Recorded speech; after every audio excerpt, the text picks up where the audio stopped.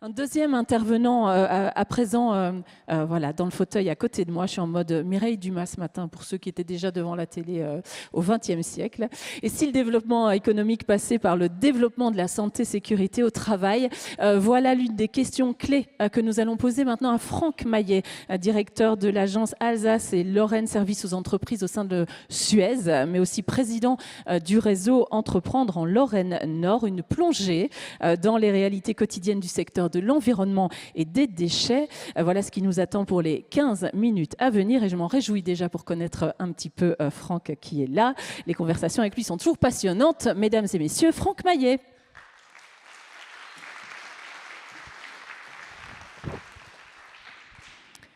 Bonjour Franck. Bonjour Nathalie, ça va bien? Bonjour à toutes et à tous, très très bien, et vous? Mais oui, fort bien, je suis ravie d'être avec vous ce matin. Petits éléments biographiques vous concernant, Franck Maillet, histoire qu'on vous resitue, même si j'imagine que la moitié de la salle au moins vous connaît déjà. Vous êtes détenteur d'un diplôme de technique de commercialisation obtenu au sein de l'Université de Lorraine. Vous êtes un entrepreneur né, et ça s'est d'abord passé en famille. Vous nous raconterez, si vous voulez, une entreprise en franchise qui faisait de la location de véhicules courte durée, et puis changement d'activité à l'aube des années 2000 pour rejoindre l'entreprise Barizien en Meurthe-et-Moselle, une entreprise qui vous a vu évoluer, dites-vous, dans votre métier de cœur, le commerce, mais aussi amorcer une transition vers les activités environnementales et puis celle du recyclage des déchets dont on va parler maintenant. Valoriser les hommes, c'était votre mantra au sein de cette entreprise. Une entreprise au sein de laquelle la culture sécurité était déjà prioritaire comme aujourd'hui au sein de Suez. Suez que vous avez rejoint en 2012. Vous êtes aussi un homme de réseau. J'évoquais le réseau Entreprendre en Lorraine Nord dont vous êtes le président, un réseau puissant de chefs d'entreprise et d'industriels en région Grand Est et puis d'autres aussi, mais on va s'arrêter là. Franck, on sort notre poubelle tous les jours, on sort notre bac de tri tous les jours. Pour autant, je suis à peu près convaincue que le monde professionnel du déchet reste sans doute inconnu à une bonne partie des personnes qui sont présentes dans la salle. Du coup, je vous propose de démarrer notre entretien par une petite photographie de situation. Est-ce que vous pouvez nous expliquer quels sont les différents métiers qui s'exercent au sein des équipes que vous managez et puis du coup, à quel risque santé, sécurité au travail vos collaborateurs sont-ils majoritairement exposés ? Oui, tout à fait. Le préfet Poubelle a donné son nom aux récipients qui accueillent pour tout à chacun, là où nous produisons sur cette planète, que l'on soit une entreprise ou dans son foyer, des déchets. Et c'est souvent mal connu de ce que l'on peut générer comme acte également de tri ou de non-tri dans l'environnement de la santé, de la sécurité et du bien-être également au travail. Il est vrai que ce préfet avait œuvré pour l'hygiène en tant que préfet de la Seine sur la fin du 19e siècle. Et les activités de tri, de réception, mais aussi de collecte génèrent des taux de fréquence, des taux de gravité. On y reviendra tout à l'heure, mais je rebondis sur ce que disait tout à l'heure notre premier intervenant de ce matin, Madame Bruno, qui donne quand même des inflexions de certaines courbes, mais qui parfois peuvent rapidement repartir dans un sens totalement contraire par rapport aux actions, à la culture qu'on en a pu en donner. Alors oui, le déchet, dès lors qu'il est hétérogène, c'est très complexe derrière de pouvoir gérer la sécurité autour de tout cela. Hétérogène et irrégulier d'ailleurs. Et régulier, parfois aussi irrégulier dans la saisonnalité dont il est produit, puisqu'on ne produit pas le même type de déchets au moment de Noël qu'au moment de la période estivale ou même encore dans une autre période de l'année. Donc pour schématiser, il y a les métiers du tri, il y a le métier du métiers de la collecte. Derrière, on a quel type de poste ? Alors, on a le métier de la collecte d'abord, puisque c'est celui que tout le monde connaît le mieux. Dans l'ordre d'apparition à l'image, c'est le premier. Ouais. Exactement, de ce que l'on appelle la collecte mutualisée et la collecte Brady. Alors là, je vais commencer à utiliser des termes, des termes un peu spécifiques à notre métier, mais clairement, c'est la benne ordure ménagère qui passe devant la porte de chacun de nos foyers de notre entreprise chaque matin ou chaque semaine. Et puis, la partie Brady, c'est la partie benne, vrac, que nous connectons également de manière différente. Mais ces deux activités en question appellent à un certain nombre de récurrence et d'observation que nous avons constatées ces dernières années autour de certains aspects mécaniques du corps, et on parle de TMS, de troubles musculo-squelettiques par exemple, mais on parle aussi de troubles au niveau de la coiffe de l'épaule, du bassin, du genou, des chutes non pas de hauteur mais de plein pied par rapport à l'environnement de travail. Donc ce sont des unités, enfin ce sont en tout cas des univers dans lesquels Suez attache une grande importance, et toutes les activités d'ailleurs inhérentes à ces productions ou ces services de déchets autour de ces éléments. Puis arrive l'activité de tri, où là, on réceptionne l'ensemble de ce que l'on a pu collecter sur la partie service, et commence encore une autre la face problématique. cachée de nos déchets, on va dire. Exactement. Ouais. Et j'entendais tout à l'heure, dans l'intervention précédente de Hervé Obed, qui justement parlait de terrain et de visite avec nos partenaires, nos fournisseurs et nos clients, et sur les activités de tri, de réception, de traitement. Lorsqu'on l'on fait visiter nos centres de tri performants, puisque c'est comme ça aujourd'hui, dans la manière dont on amène également le lean management dans ces ateliers. C'est quoi le lean management, en quelques mots ? C'est une organisation qui permet de mieux hiérarchiser les tâches et de préserver à l'aide d'outils tels que le management visuel, l'organisation également des ateliers de tri pour nous qui permet d'isoler le risque engin piéton, de mettre en place également des zones d'accès restreint, ce qu'on appelle plus communément des arts, des barrières, des miroirs, en tout cas des outils, non pas seulement matériels, mais aussi organisationnels, qui permettent de mieux préserver la santé, le bien-être, la sécurité des hommes. Comme vous l'avez évoqué, Nathalie, tout à l'heure, en préambule, dans mon introduction, c'est que valoriser les hommes, c'est ce que j'ai appris dans mes toutes premières fonctions en rentrant dans l'activité du déchet à cette époque. Voilà, et c'est ce qui vous trotte encore dans la tête aujourd'hui. En préparation de notre entretien, vous avez aussi évoqué, moi j'ai appris plein de choses en discutant avec vous tous d'ailleurs, les intervenants qui vont se succéder, mais on a évoqué les colliers Ubudu ou Boudou, ça vient d'où ça ? Ça vient de la période Covid ? Alors oui, effectivement, une start-up avait mis sur le marché à la période de la Covid pour justement respecter la distanciation sociale que nous avons tous connue. Et avec les équipes ingénieurs prévention des risques qui sont dans la salle d'ailleurs aujourd'hui, on l'a détourné avec nos exploitants pour justement que la distanciation sociale se transforme en distanciation sécurité. Ça veut dire quoi ? Homme engin, femme engin. Voilà, tout simplement. C'est le risque engin piéton. Ça sonne, c'est ça ? Exactement. Nous, sur nos activités de tri, pour y revenir tout à l'heure, en faisant visiter nos clients, ils sont tous assez surpris de l'impact du geste de tri qu'ils ne font pas forcément toujours très bien dans leur entreprise ou dans leur foyer. Et donc, il y a des manipulations, il y a une circulation qui est augmentée par rapport à toute l'activité de tri que nous devons exécuter sur nos centres de réception et nos centres de tri. Et le risque engin piéton en est le premier effet. Donc, c'est une ceinture, c'est un collier, c'est une montre, et qui permet à certaines distances de 7, 4, puis 2 mètres de s'afficher par une lumière, un système lumineux qui avertit le collaborateur dans l'engin ou le collaborateur sur une zone de circulation piétonne qui s'approche dangereusement d'un engin en circulation, puis un système qui vibre et un système qui sonne finalement et qui vibre à la fois pour justement déterminer le danger imminent. Alors on va regarder ensemble une petite vidéo que vous nous avez gentiment mise à disposition, Franck, qui est une situation de presque accident que j'aimerais bien que vous commentiez. Là on est sur des images de caméras de surveillance, c'est pour ça qu'on n'a pas de son. Voilà, qu'est-ce qui se passe là ? C'est un système de caméra qui permet justement de surveiller l'activité du site. Alors là, on voit un collaborateur qui est dans l'angle mort de l'opérateur qui est dans la pelle, juste devant lui. Il s'arrête au dernier moment. Alors là, c'est vraiment une situation plus que dangereuse. Et il se fait engueuler d'ailleurs, je pense, par le conducteur de l'engin. Il y a plusieurs...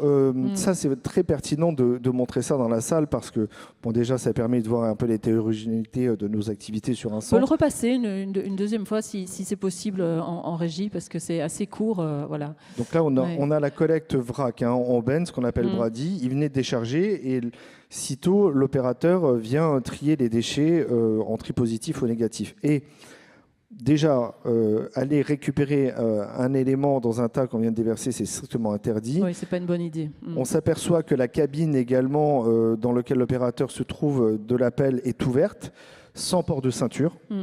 Et puis, les actions qui vont être définies par la suite, c'est la mise en place également de zones d'accès restreints. Sur ce site de Wittenheim, en Alsace, à côté de Mulhouse, nous ne disposons pas encore de barrières de sécurité afin que le conducteur du poids lourd ne vienne pas s'insérer dans la zone de tri. Là, le conducteur de l'appel ne pouvait pas intervenir parce qu'il se situe dans un angle mort. Donc, l'installation d'un miroir également est en cours de mise en place. Et clairement, on doit s'arrêter dès lors qu'on a quelqu'un qui intervient dans une zone de travail. Et là, c'est totalement intolérable et fortement à risque. C'est ça, un cas de figure comme ça, c'est totalement pris au sérieux au sein de Suez. Vous débriefez systématiquement les situations de presque accident. Ça fait partie du quotidien lors des réunions de management de site. Totalement. Alors là, c'est le first. D'ailleurs, ça remonte sur cet exemple-là jusqu'au niveau national. Ça peut même être un exemple de retour et d'analyse et de quelles actions on peut mettre en place à travers le monde dans le groupe.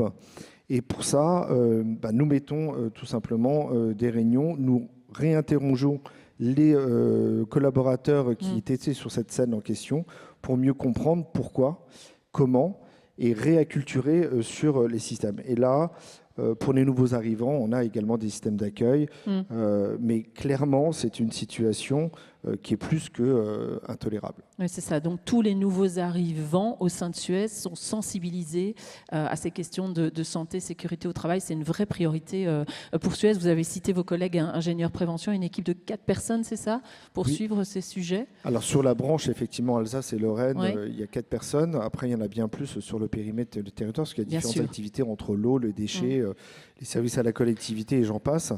Oui, c'est exactement des outils que l'on met en œuvre et ça donne d'ailleurs au niveau national récemment des engagements qui ont été réadaptés par rapport à cette vidéo en question qui illustre un certain nombre de manquements sur les installations de ce site mais aussi sur les comportements. C'est ça. Et au-delà de la sanction, il faut aussi comprendre qu'on remet une acculturation, le système onboarding qui permet d'accueillir l'ensemble de nos salariés nouveaux, voire de faire du réaccueil également. C'est ça.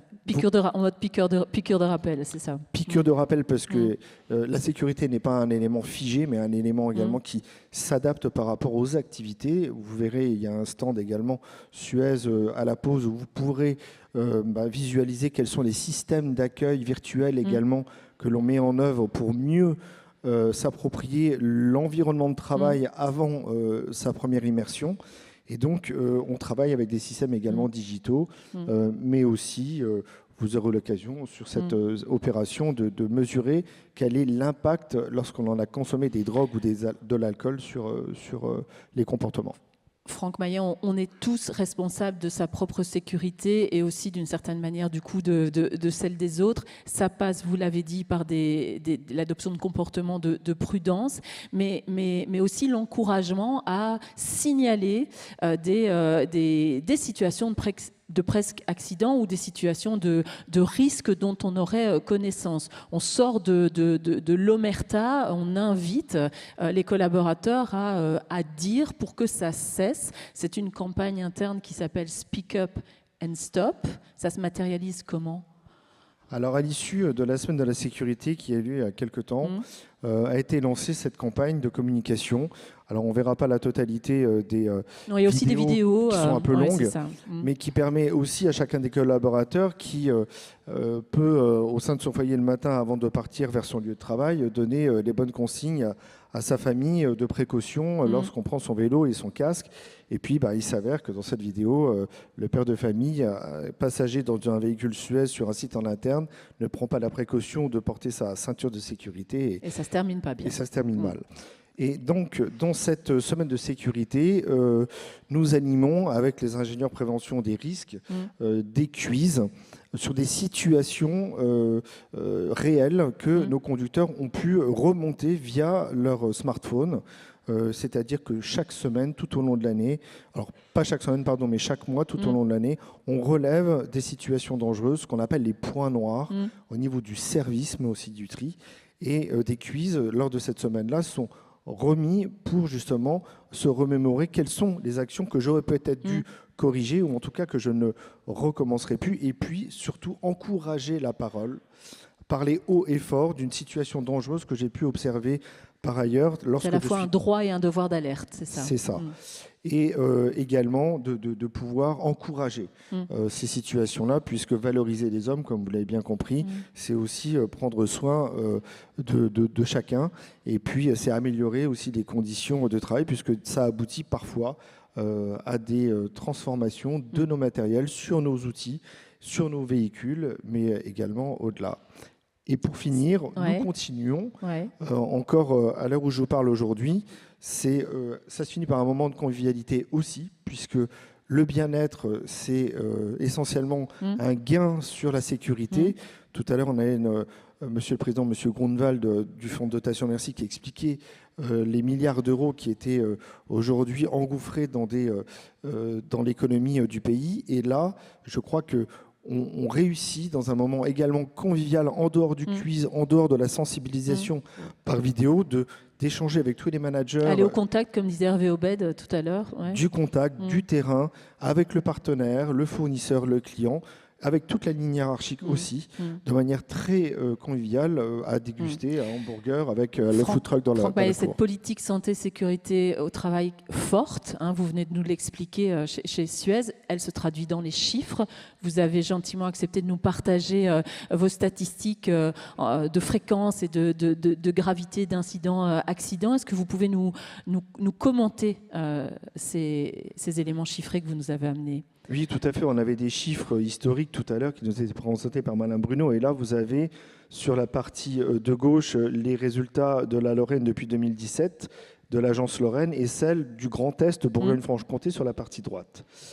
Sur la partie de gauche, vous avez le taux de fréquence qui permet en haut à gauche de définir quelles ont été les améliorations sur le taux de fréquence. Mais vous observerez que le taux de gravité, en revanche, lui, ne s'est pas amélioré. Pourquoi ? Il y a eu en 2020 un risque routier, enfin en 2021 plutôt, pardon, un risque routier, un accident sur l'autoroute d'une benne ordure ménagère qui, c'est comment dirais-je, elle a versé, percuté un camion de la DIR Est qui était en zone de travail sur la voie qui était neutralisée de droite. Pour des raisons que nous n'avons pas totalement définies, il l'a percuté de plein fouet et c'était un accident grave, ce qui fait que le nombre de jours du salarié sont assez conséquents. Et sur la partie territoriale, alors le taux de gravité est beaucoup moins marqué, mais quand il se relève, c'est également dû à l'impact de l'accident en Lorraine et qui reprend les résultats forcément de l'agence Lorraine. Mais on observe bien la tendance à la baisse du taux de fréquence. Comme je le dis aussi assez régulièrement, parfois... Je préfère plusieurs petits bobos qu'un mort. Voilà, exactement, qu'un accident grave. Et les plusieurs petits bobos nous permettent aussi, entre guillemets, de bien corriger et de remettre à jour notre culture et nos actualités sécurité. Une dernière question pour vous, Franck Maillet, pour revenir aussi au thème central de notre journée, tel qu'il avait été amené par le président Grunwald. Et je sais d'ailleurs que vous avez pu compter sur le fonds de dotation. Merci pour soutenir certaines de vos activités, notamment en termes d'ergonomie des postes. Et vous teniez à le dire, donc si jamais vous l'oubliez, je me permets de vous le reglisser. Mais on parle santé, sécurité et économie. Tout à l'heure, ça a été dit plusieurs fois. Investir sur la santé et la sécurité, c'est une opération qui peut être gagnante, même si on a compris à travers l'intervention d'Hervé Obed et précédemment d'Anne-Sophie Bruno qu'il fallait d'abord disposer d'un peu de trésorerie pour pouvoir investir. Selon vous, selon l'expérience qui est la vôtre au sein de Suez, une politique santé-sécurité ne se fait pas au détriment de la performance économique ?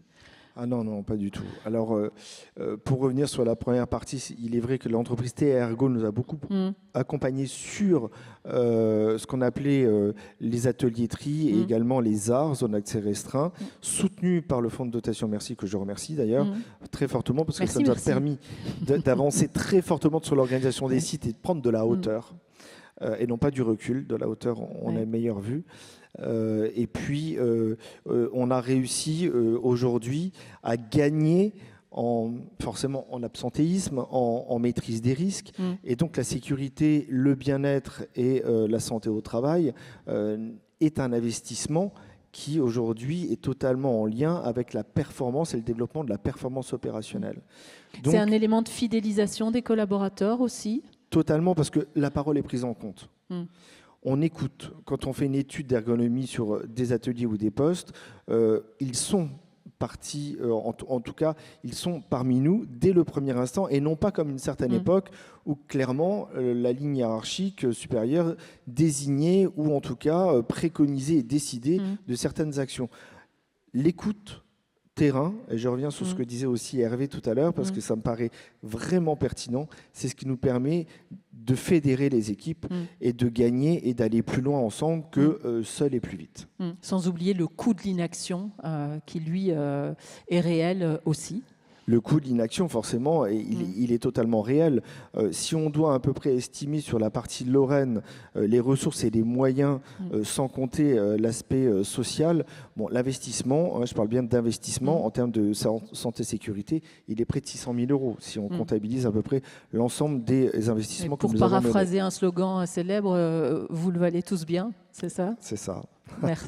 Merci beaucoup Franck Maillet pour ce témoignage particulièrement intéressant dans un secteur très différent de celui qu'on avait abordé en premier.